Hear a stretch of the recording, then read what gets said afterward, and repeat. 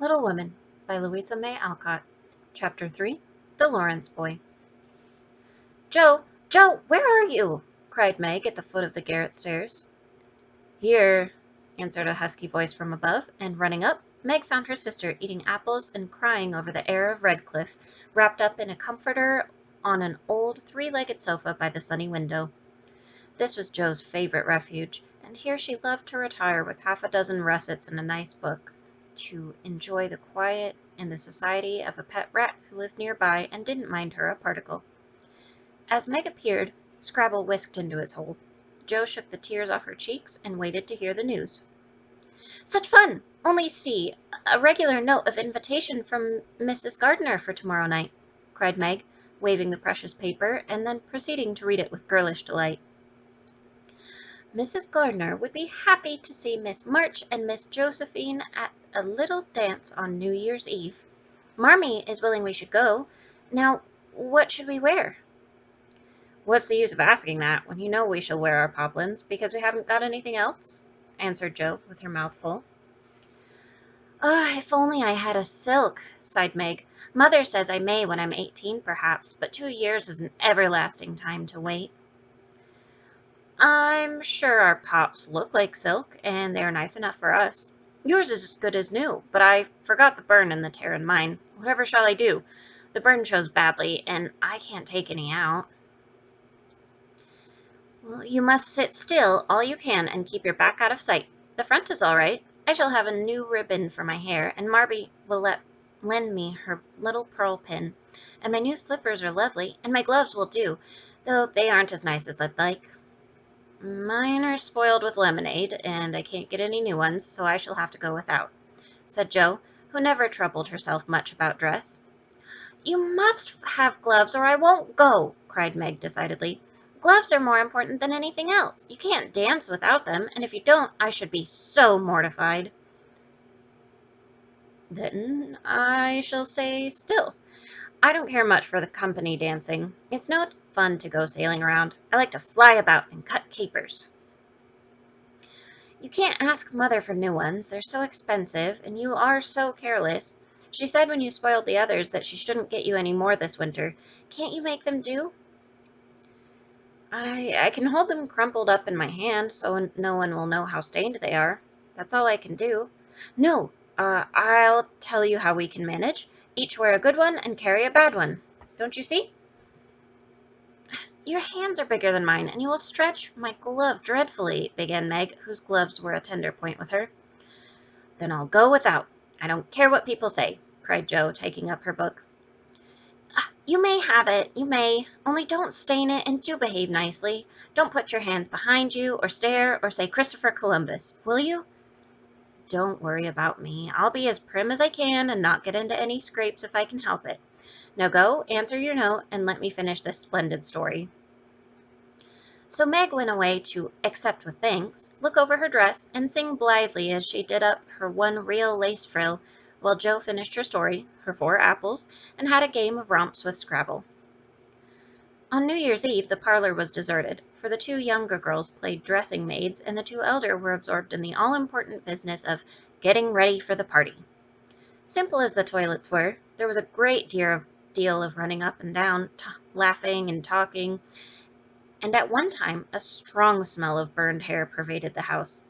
Meg wanted a few curls about her face, and Jo undertook to pinch the papered locks with a pair of hot tongs. "Ought they to smoke like that?" asked Beth from her perch on the bed. "It's the dampness drying," replied Jo. "What a queer smell! It's like burnt feathers," observed Amy, smoothing her own pretty curls with a superior air. "There, now I'll take off the papers, and you'll see a cloud of little ringlets," said Jo, putting down the tongs. She did take off the papers, but no cloud of ringlets appeared, for the hair came with the papers, and the horrified hairdresser laid a row of little scorched bundles on the bureau before her victim. "Oh, what have you done? I'm spoiled. I can't go. My hair, oh, my hair," wailed Meg, looking with despair at the uneven frizzle on her forehead. "Just my luck. You shouldn't have asked me to do it. I always spoil everything. I'm so sorry, but the tongs were too hot, and so I've made a mess," groaned poor Joe, regarding the little black pancakes with tears of regret.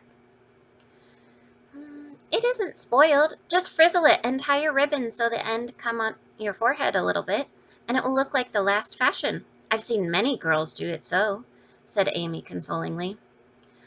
"Serves me right for trying to be fine. I wish I'd let my hair alone," cried Meg petulantly. "So do I. It was so smooth and pretty. But it will grow out again," said Beth, coming to kiss and comfort the shorn sheep. After various lesser mishaps, Meg was finished at last, and by the united exertions of the entire family, Jo's hair was got up and her dress on. They looked very well in their simple suits, Meg's in silvery drab, with a blue velvet snood, lace frills, and the pearl pin. Jo in maroon, with a stiff, gentlemanly linen collar, and a white chrysanthemum or two for her only ornament. Each put on one nice light glove, and carried one soiled one, and all pronounced the effect quite easy and fine. Meg's high-heeled slippers were very tight and hurt her, though she would not own it, and Jo's 19 hairpins all seemed stuck straight into her head, which was not exactly comfortable, but dear me, let us be elegant or die. "Have a good time, dearies," said Mrs. March, as the sisters went daintily down the walk. "Don't eat much supper, and come away at 11 when I send Hannah for you." As the gates clashed behind them, a voice cried from a window, "Girls, girls! Have you both got nice pocket handkerchiefs?" "Yes, yes, Spandy nice, and Meg has cologne on hers," cried Jo, and adding with a laugh as they went on, "I do believe Marmee would ask that if we were all running away from an earthquake." "It is one of her aristocratic tastes, and quite proper, for a real lady is always known by neat boots, gloves, and a handkerchief," replied Meg, who had a good many little aristocratic tastes of her own.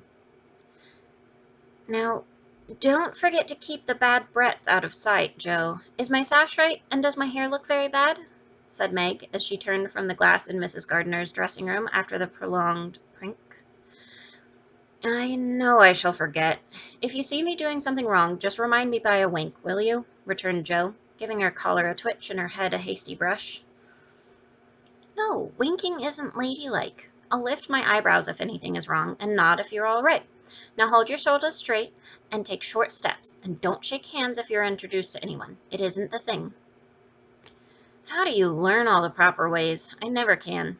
Isn't that music gay?" Down they went, feeling a trifle timid, for they seldom went to parties, and informal as this little gathering was, it was an event to them. Mrs. Gardiner, a stately old lady, greeted them kindly and handed them over to the eldest of her 6 daughters. Meg knew Sally and was at her ease very soon, but Jo, who didn't care much for girls or girlish gossip, stood about with her back carefully against the wall, and felt as much out of place as a colt in a flower garden. Half a dozen jovial lads were talking about skates in another part of the room, and she longed to go and join them, for skating was one of the joys of her life.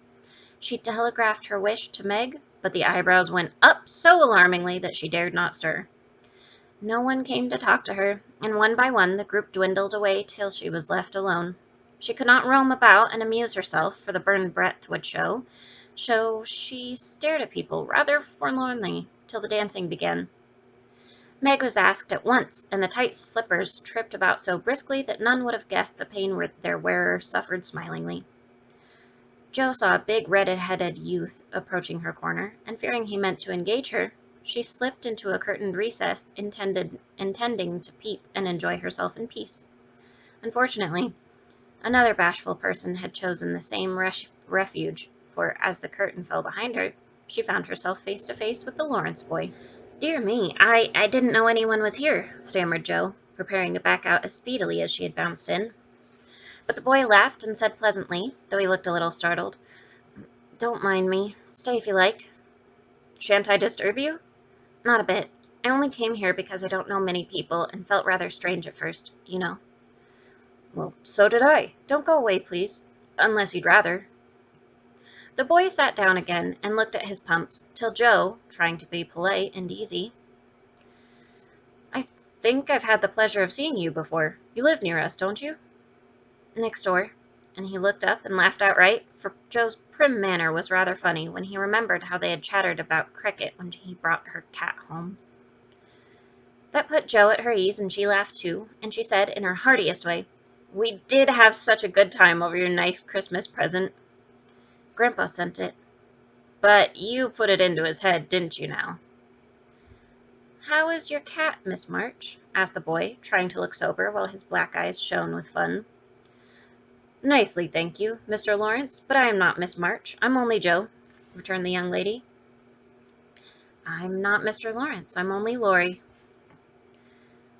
"Laurie Lawrence? What an odd name." "My first name is Theodore, but I don't like it, for the fellows call me Dora, so I make them say Laurie instead." "I hate my name, too. So sentimental. I wish everyone would say Jo instead of Josephine. How did you make the boys stop calling you Dora?" "I thrashed him." "I can't thrash Aunt March, so I suppose I shall have to bear it." And Jo resigned herself with a sigh. "Don't you like to dance, Miss Jo?" asked Laurie, looking as if he thought the name suited her. "Well, I like it well enough if there's plenty of room, and everyone is lively. In a place like this, I'm sure to upset something, tread on people's toes, or do something dreadful, so I keep out of mischief and let Meg sail about." "Don't you dance?" "Sometimes. You see, I've been abroad a good many years, and haven't been into company enough yet to know how you do things here." "Abroad!" cried Jo. "Oh, tell me about it. I love dearly to hear people describe their travels." Laurie didn't seem to know where to begin, but Joe's eager question soon set him going, and he told her how he had been at school in Vevey, where the boys never wore hats, in a fleet of boats on the lake, and for holiday fun went on walking trips about Switzerland with their teachers. "Oh, don't I wish I'd been there!" cried Jo. "Did you go to Paris?" "We spent last winter there." "Can you talk French?" "We were not allowed to speak anything else at Vevey." "Oh, do say some! I can read it, but can't pronounce." "Quel nom a cette jeune demoiselle en les pantoufles jolies?" "How nicely you do it! Let me see. You said, 'Who is the young lady in the pretty slippers?' didn't you?" "Oui, mademoiselle." "It's my sister Margaret, and you knew it was. Do you think she's pretty?" "Yes, she makes me think of the German girls. She looks so fresh and quiet, and dances like a lady." Jo quite glowed with pleasure at this boyish praise of her sister, and stored it up to repeat to Meg. Both peeped and criticized and chatted till they felt like old acquaintances. Laurie's bashfulness soon wore off, for Jo's gentlemanly demeanor amused and set him at his ease. And Jo was her merry self again, because her dress was forgotten and nobody lifted their eyebrows at her. She liked the Laurence boy better than ever, and took several good looks at him, so that she might describe him to the girls, for they had no brothers and very few male cousins, and boys were almost unknown creatures to them. Curly black hair, brown skin, big black eyes, handsome nose, fine teeth, small hands and feet, taller than I am, very polite for a boy, and altogether jolly. Wonder how old he is. It was on the tip of Jo's tongue to ask, but she checked herself in time, and, with unusual tact, tried to find out in a roundabout way. "I suppose you're going to college soon? I see you pegging away at your books, no? I mean studying hard." And Jo blushed at the dreadful pegging which had escaped her. Laurie smiled, but didn't seem shocked, and answered with a shrug. "Not for a year or two. I won't go before 17, anyway."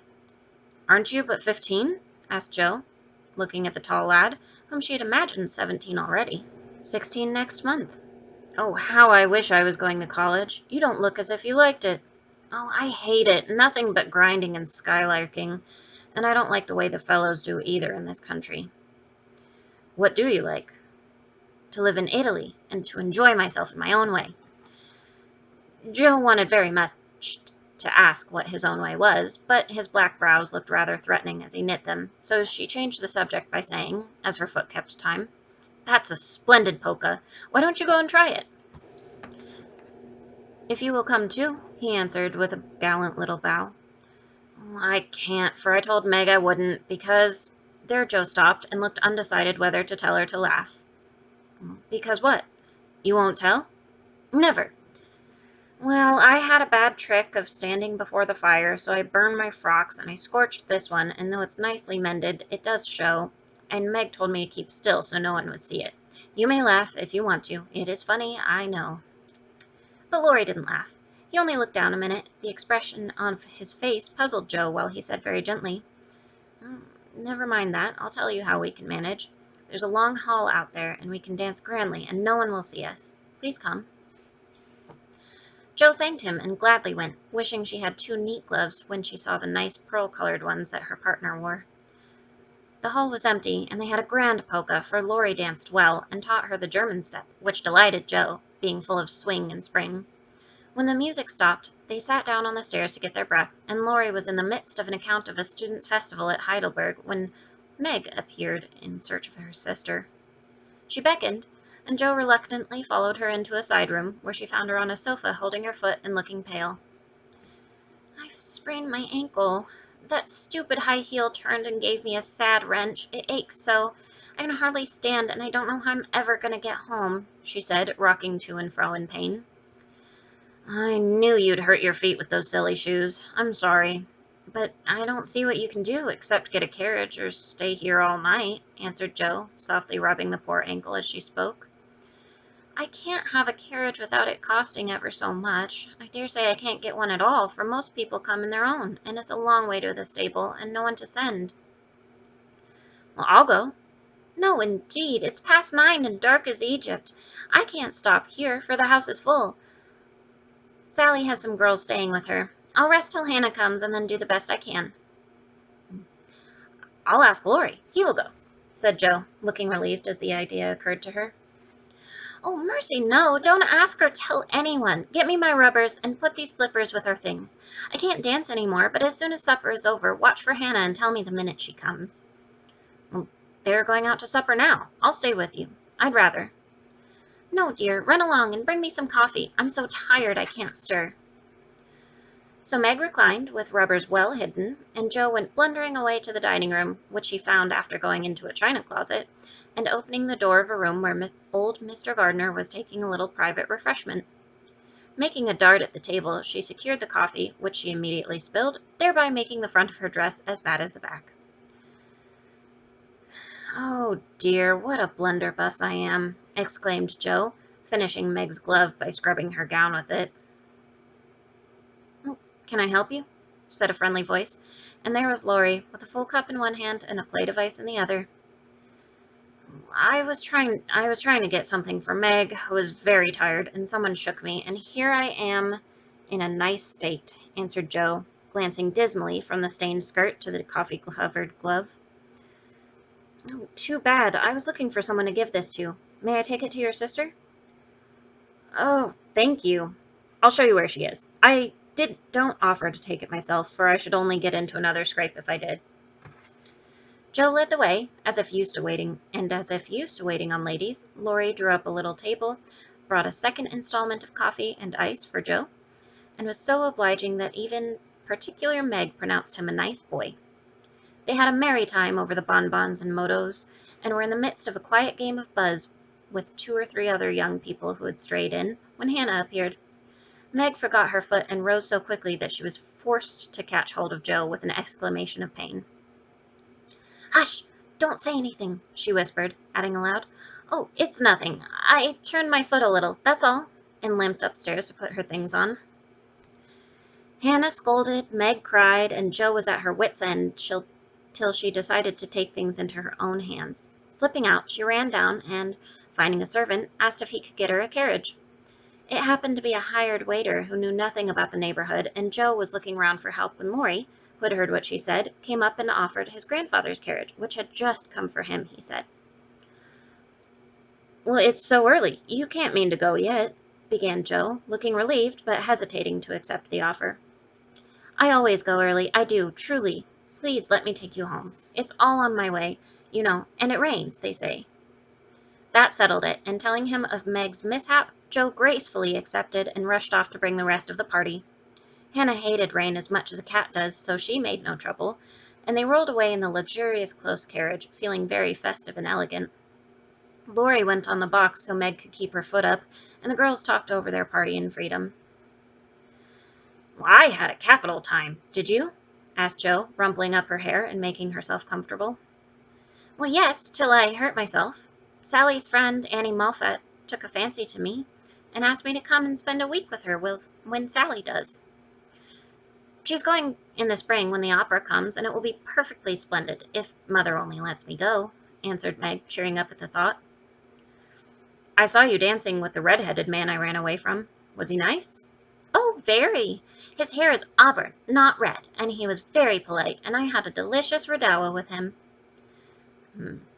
He looked like a grasshopper in a fit when he did the new step. Laurie and I couldn't help laughing. Did you hear us?" "No, but it was very rude. What were you about all that time, hidden away there?" Jo told her adventures, and by the time she finished they were at home. With many thanks, they said good night and crept in, hoping to disturb no one. But the instant their door creaked, the two little nightcaps bobbed up, and two sleepy but eager voices cried out, "Tell us about the party! Tell us about the party!"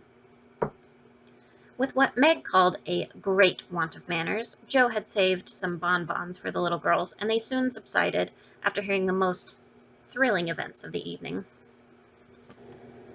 "I declare, it really seems like being a fine young lady, to come home from a party in a carriage and sit in my dressing gown with a maid to wait on me," said Meg, as Jo bound up her foot with arnica and brushed her hair.